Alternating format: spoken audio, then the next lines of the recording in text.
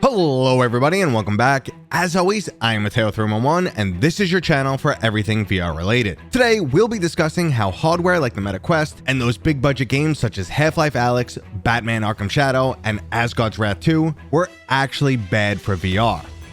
Now I get it, you guys are ready to press X the doubt, but trust me, this is a very deep and nuanced topic. I'm not here to just crap on Meta or any of these games.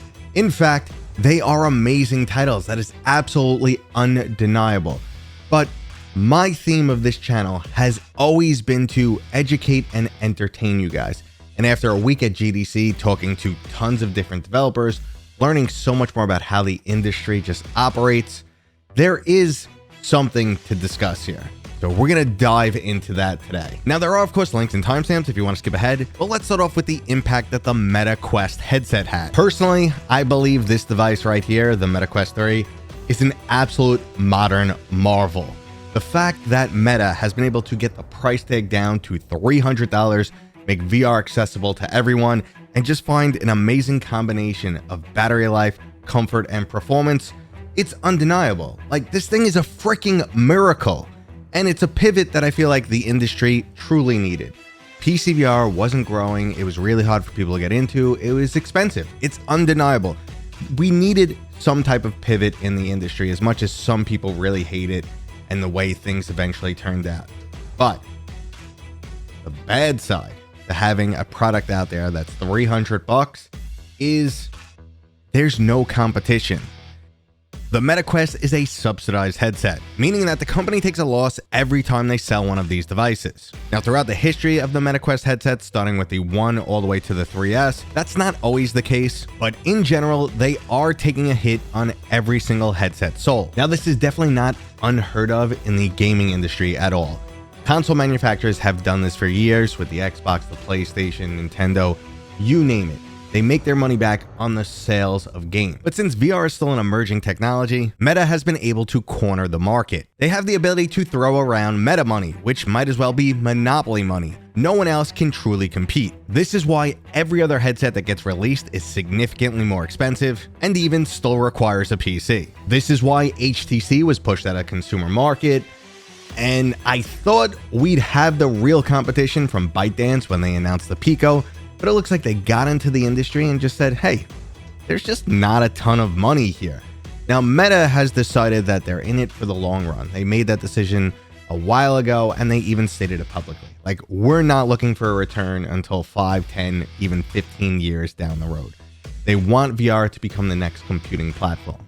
But the next computing platform is not the next gaming platform. So this is an issue for us. They've cornered the market, and their end goal is not gaming. Now, I'm not trying to go anti-meta here. I'm not looking for a doom and gloom video, but things aren't looking fantastic, and this has been reiterated by a lot of developers. The issue with only one player controlling the entire gaming market is they have way too much power and they can push developers around, something I'm hearing way too much of. Game development is expensive, and VR development is not any easier than flat screen development, so people need money. And their only option is to go to things like publishers, which are not doing fantastic these days. We hear some pulling out of VR, some studios closing down, or just shrinking, or they go work with Meta, and it just turns out Meta is being a little bit more stingy with money these days, or nickeling, diming developers, which is crazy. So that is one thing I hate to hear. However, there is a silver lining, which I will save till the end of the video. It's like I said, not all doom and gloom. I don't think Meta is going to implode the VR gaming industry. But for now, let's get into the topic of why those big budget first-party games actually have a pretty negative impact on the VR industry. The majority of people who watch my videos are consumers, and you're only informed on the consumer side of how things work. Half-Life Alyx, best VR game ever made, and guess what happens? People go, it's been 5 years since Half-Life Alyx. Why isn't anything comparing with it? That was 5 years ago. Things are only supposed to get better and better over time. But no, it seems like VR games are getting worse. What the hell's going on? These developers are lazy or greedy, and that unfortunately is just not the case at all. They just don't have the money or the support that they need. And the problem with these big games, like Batman, like Half-Life Alyx, and Asgard's Wrath 2, they were funded by funny Meta money or Valve money. Valve has got a lot of money to throw around. Definitely not Meta category, but they got enough to make a kick-ass game, and they also can do it internally. So what happens is the expectation of the consumer is that's what a VR game should be. That is the norm. That is the new standard. And guess what? No one else can compete. And if anyone actually tried to, they're going to lose a lot of money. Studios are not in the market to lose money. They can make one great game and then they're gone forever. And that like comes to mind like Lone Echo, but that's a different story because they were acquired by Meta. However, you see what I'm saying here. They've set this expectation of this is what a VR game should be, and no one else can reproduce that. The money is not there. The industry is not there. Now, this is why I always talk about I'm letting things grow. I'm supporting VR where it is now. I understand what to expect from a VR game. And if you didn't enjoy what we got at the end of 2024 with things like Behemoth, Alien Rogue Incursion, there's another title, Metro. If you didn't enjoy those games, VR is not for you right now. And if you're not someone who doesn't like these like jump in, jump out, more casual games, something like a Beat Saber or a Pistol Whip, those games that you just jump in for fun, not for like a deep story-driven experience, AAA blockbusters type of stuff. If that's not for you, VR is not for you now. Now, if that's how you're feeling, you're probably an OG PCVR player or possibly a flat gamer who still feels like VR is a gimmick, where you just see tons of clips of kids playing things like Gorilla Tag or Animal Company, and you're like, oh my God, VR is just a Gen Alpha thing, which it is performing extremely strong with right now, but that's not what it's all about. The possibility of jumping into these tremendous, absolutely immersive VR experiences like a fully modded Fallout that I'm really enjoying right now will be possible again in the future. But right now, it's not in the cards. When we do get these blockbuster games like Batman, Half-Life Alyx, and Asgard's Wrath 2, just enjoy them.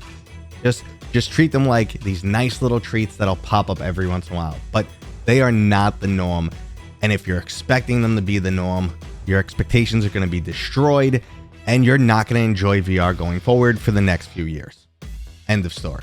So I think at this point, it's pretty easy to understand the negative impact they have. Now, there's also a very positive impact for sure, because high-end titles like this drive hardware sales, and we need hardware sales to grow the industry, make higher sales possible for developers so they can build bigger games, and so on and so forth. So VR is once again in another double-edged sword type of scenario. It used to be, hey, we can't build big games because there's no player base. You need a player base to sell the games to, and Meta did everything they could to build the player base. But now that we do have a bigger player base and actually some really big titles, the titles are skewing people's perceptions. They're going, well, no, this is a VR game, not Gorilla Tag or whatever else, you know, the lower end, lighter product may be. And I know I'm crapping on Gorilla Tag, but they're successful and success is undeniable. It may not be for you, but I respect it. So if that's the product they wanted to make, and they want to be good at it, well, they're doing it and they're killing it, and good on them. It just might not be for you, unfortunately. But I think VR is and will definitely be for everyone. So let's get into a lot more of the positive aspects. As much as I've heard from developers about them getting nickeled and dimed from Meta, or the money just drying up, and even worse than all of that, the storefront just being broken, not showcasing their games, you can't find them when you search, which is an unacceptable issue that luckily has been resolved, but still on the visibility standpoint, they are not giving the developers the respect that they deserve and putting way too much emphasis on Horizon Worlds right now. But at this point, multiple sources have confirmed to me that lots of changes are coming to Meta. Not just the hardware and the software, but how they treat their overall gaming industry. Now, I've said time and time again that Meta is the type of company that just chases the new shiny object. They're like, ooh, yeah, that'll get us a lot of people. Let's go after that. However, they do have that end goal of the, VR is the next computing platform. We want everyone to use a VR headset like you use your cell phone, which I think is ambitious, amazing, and I would love to see that future. But I've always been afraid that they're using all the gamers as beta testers, and they're really, they wouldn't mind stepping over them, step over 20 million, 50 million gamers to get the majority of the population wearing their glasses as cell phone replacements or, cell phone working with devices, the next computing platform. I've always felt that they wouldn't mind doing that. Maybe it's optics, maybe it's pissing off too much of the industry that got them to where they are. Whatever the case may be, I'm constantly hearing internally that they're not going to do that now. That they are going to consider VR gaming for the future, like long form, not just like, hey, yeah, we'll help you with this one project and then you're on your own, or we're gonna nickel and dime you, we'll give you a little money just so you get your product produced, and if you survive, you survive. No, they're thinking about it long-term business strategy point. Yeah, sure, they're probably not going to put the same amount of money that they did at one point in time, and we probably won't see as many first-party games produced, but they're not going to abandon it. They're going to give it more attention. They're going to give developers the respect they deserve. They're going to restructure things so that the people who love VR gaming won't be left behind, and the developers who want to make for that platform, who are truly passionate, will be able to do so. So that is like the best silver lining that I've taken away from like all the people I've discussed with over the past week, and even longer than that, to be honest with you guys. And the final aspect that's keeping me quite positive for the future is there is plenty of competition right around the corner. The deckard is coming soon, and while we know it won't have the power to make VR gaming mainstream, it'll be a nice step in the right direction, and pretty much exactly what the OG PCVR gamers are looking for. The absolute worst case scenario is Meta does abandon VR and it goes into a slump for a couple of years. So sure, we won't get a lot of high-end titles, but there's enough passion in the industry to keep it alive, and as Meta just keeps pushing the hardware more and more forward, we'll eventually get some copycats that pick it back up to once again empower the VR gaming industry. So the main takeaways I want to give you guys from this video is lots of things are not black and white. A great VR game isn't always great for VR because it can skew expectations. Cheap hardware, again, not always great for VR because it monopolizes the market, and then you have one player, and if that player decides to change their mind, it has a massive impact to way too many people, consumers and developers alike. At the same time, competition is coming. This isn't doom and gloom. Maybe we'll slump. VR has always done this since 10 years ago when it first started. It's always been up, down, up, down, up, down, but it's always had a more of an upward trajectory, and we see that in the PCVR numbers.